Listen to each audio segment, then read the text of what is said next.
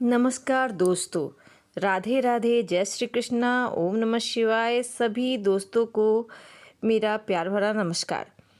वैदिक पंचांग के अनुसार 30 दिसंबर सोमवार को अमावस्या तिथि पूरे दिन रहेगी, जिसके कारण अमावस्या से संबंधित कार्य किए जा सकते हैं। जैसे अमावस्या पर पितरों की शांति के लिए सभी कार्य, तर्पण, श्राद्ध, पिंडदान ऐसा इसी दिन करना श्रेष्ठ रहता है। वही पवित्र नदी में स्नान, गरीबों को दान पुण्य करने का इस दिन का महत्व कहा जाता है। सोमवती अमावस्या को क्या करना चाहिए? इस दिन विवाहित स्त्रियों द्वारा पीपल के वृक्ष की में दूध चढ़ाया जाता है, जल चढ़ाया जाता है, पुष्प, अक्षत, चंदन इत्यादि से पूजा की जाती है और वृक्ष के चारों ओर 108 बार धागा लपेट के परिक्रमा की जाती है। वैसे तो लोग रोजाना घर के मुख्य द्वार पर दीपक जलाते हैं, लेकिन सोमवती अमावस्या के दिन मुख्य द्वार पर अवश्य सरसों या तिल के तेल का दीपक अवश्य जलाना चाहिए। इस दिन धार्मिक मान्यता के अनुसार ऐसा करने से माँ लक्ष्मी प्रसन्न होती है और घर में सकारात्मक ऊर्जा का वास होता है। शुद्ध गाय के दीपक धन के देवता कुबेर को आकर्षित करते हैं। इस दीपक को जलाने से धन और शक्ति की भी वृद्धि होती है। तो सोमवती अमावस्या से जुड़ी हुई जो कथा है मैं आपको बताने जा रही हूँ और इसके का काफ़ी महत्व होता है।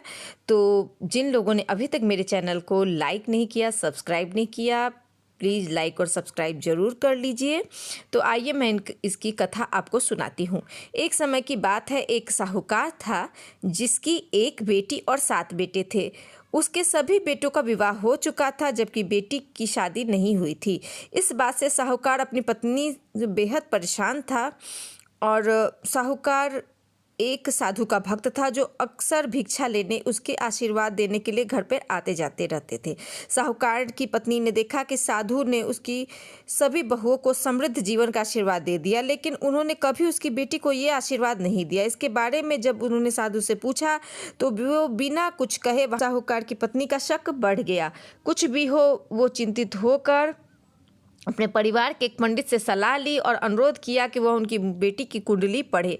जब पंडित ने कुंडली पढ़ी तो उन्होंने बताया कि उनकी बेटी का विवाह हुआ तो उसे अपना शेष जीवन विधवा के रूप में ही बिताना पड़ेगा। हालांकि पंडित ने कहा कि अगर उनकी बेटी द्वीप पर रहने वाली एक विशेष धोबिन से सिंदूर ले और उसके बाद सोमवती अमावस्या का व्रत रखे तो उसका भाग्य बदल सकता है। साहूकार की बेटी अपने एक भाई के साथ समुद्र तट की ओर चल पड़ी। समुद्र पार करने के तरीकों की तलाश करने लगी। इसके दौरान उसने देखा कि वहाँ एक गिद्ध का घोंसला था जहाँ पर कुछ गिद्ध रह रहे थे और एक सांप पेड़ पर चढ़ गया और मादा गिद्ध द्वारा दिए गए सभी अंडों को खा गया, जबकि अन्य गिद्ध भोजन की तलाश में थे। सांप के इस नियमित व्यवहार से गिद्ध का परिवार पूरा तबाह हो गया।